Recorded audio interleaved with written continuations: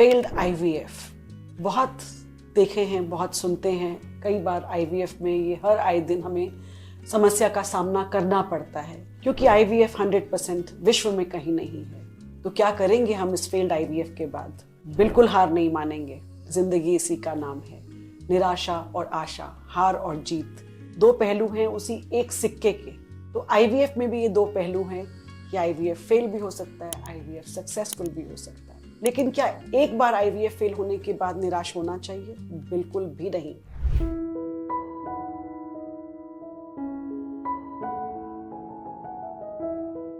मैं doctor Jyoti Bali, director baby soon fertility and IVF centre, central Delhi में करोल बाग और south Delhi में ईस्ट ऑफ कैलाश में कार्यरत हूँ। आज हम बात करते हैं कि फेल्ड आईवीएफ अगर हो जाता है तो क्या करना चाहिए। देखिए, इंसान हैं, इमोशंस हैं हमारे, बहुत उम्मीद से हम आईवीएफ कराते हैं, बहुत पैसा इकट्ठा करना पड़ता है, कई बार बहुत कुछ प्लान करके चलना पड़ता है, और अगर उसके बाद वो फेल हो जाए तो मैं समझ सकती हूँ कि निराशा थोड़ी सी तो होती है। और लेकिन उसके बाद हमें हिम्मत जुटा के एक बार खड़े होना है और फिर से इसको समझना है।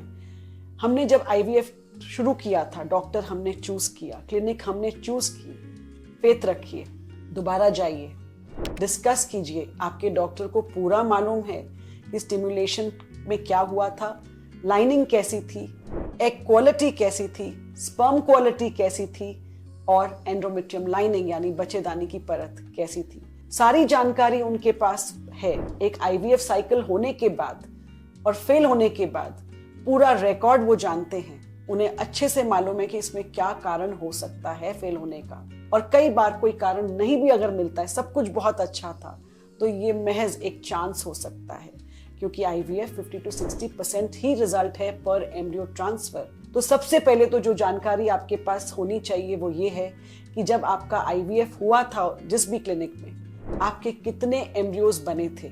आप पूरा एम्ब्रियोलॉजी का रिकॉर्ड डिस्कस कीजिए, मांगिए कि कितने एग्स थे, कितने मैच्योर्ड थे, कितने भ्रूण बने थे, और कितने बैलेंस एक बार होने के बाद अभी क्लिनिक के पास बाकी हैं। अगर एम्ब्रियोज बाकी हैं तो ये बिल्कुल भी घबराने वाली बात नहीं है, बहुत अच्छा संकेत है आपके पास कि आप अपना सपना पूरा कर सकते हैं। क्योंकि जो वो फ्रोजन एम्ब्रियोज हैं क्लिनिक के पास, उसको जब आप दोबारा से लाइनिंग प्रिपेयर करेंगे, 1 या 2 महीने का जो भी आपको ब्रेक चाहिए, मेंटली इमोशनली आप ले लीजिए।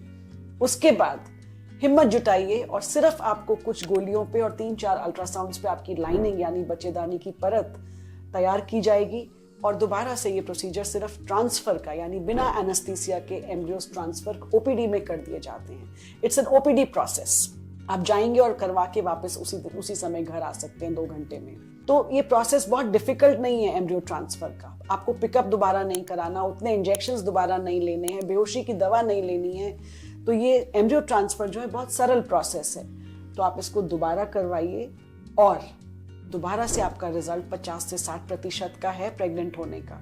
क्या पता इस बार आप लकी हो जाएं। तो उम्मीद नहीं छोड़नी है, बात को सिर्फ समझना है कि वो भी आपके ही एम्ब्रियोज हैं जो एक्स्ट्रा थे, क्लिनिक ने फ्रीज किए हुए हैं, आप उसे दोबारा डलवाइए। और उम्मीद है कि इस बार आपका रिजल्ट पॉजिटिव आएगा। अगर फिर भी कोई समस्या आती है तो आप अपने डॉक्टर को पूछिए कि इसमें कोई कारण अगर वो आपको बताते हैं तो उसे सुनिए और समझिए, क्योंकि हो सकता है वो कुछ एडवांस टेस्ट कराएं इस बार, जैसे कि pre implantation genetic testing. Embryos को जेनेटिक टेस्टिंग करा के डालें कि भाई उसमें कोई जेनेटिक प्रॉब्लम तो नहीं है कि वो प्रेग्नेंट नहीं हो पा रहे हैं आप, या कोई ऐसी समस्या है जो वो नहीं खोज पाई या आपको बता पाई। तो कुछ एडवांस टेस्ट वो करेंगे। स्टिमुलेशन प्रोटोकॉल, अगर दोबारा से स्टिमुलेशन करना पड़ता है कि जिस केस में एम्ब्रियोज नहीं है, तो हो सकता है उसमें कोई वो चेंज करना चाहें, या कुछ एडवांस टेस्ट करवा के आपको सक्सेस की ओर ले जाएंगे। क्योंकि बिना एक आईवीएफ साइकिल किए हुए कई चीजें पता नहीं होती हैं। हो सकता है स्पर्म टेस्ट नॉर्मल रहा हो, काउंट नॉर्मल था, मोटिलिटी नॉर्मल थी, मॉर्फोलॉजी नॉर्मल थी, एग क्वालिटी अच्छी थी, एम्ब्रियो क्वालिटी अच्छी थी, लाइनिंग भी अच्छी थी। हो सकता है स्पर्म का डीएनए फ्रेगमेंटेशन टेस्ट इस बार करवाया जाए। तो कई टेस्ट ऐसे होते हैं जो हम पहली बार में अगर नहीं कराते हैं। हिस्ट्रोस्कोपी होती है, दूरबीन जांच बच्चेदानी की, कि अंदर कोई एडिशन तो नहीं था, कोई पॉलिप तो नहीं था जो अल्ट्रासाउंड पे दिखाई नहीं दिया। हो सकता है ये सारे टेस्ट जो मैंने आपको बताए, पीजीटी, हिस्ट्रोस्कोपी या फिर स्पर्म डीएनए फ्रेगमेंटेशन टेस्ट, ये सेकेंड साइकिल से पहले कराए जाएं। तो आप डिस्कस कीजिए डॉक्टर से और आपके डॉक्टर आपको इसका सबसे अच्छा जवाब दे पाएंगे। तो बिल्कुल उम्मीद रखिए कि एक फेल्ड आईवीएफ कोई निराश होने वाली बात नहीं है। उठ के हिम्मत करके दोबारा करवाइए।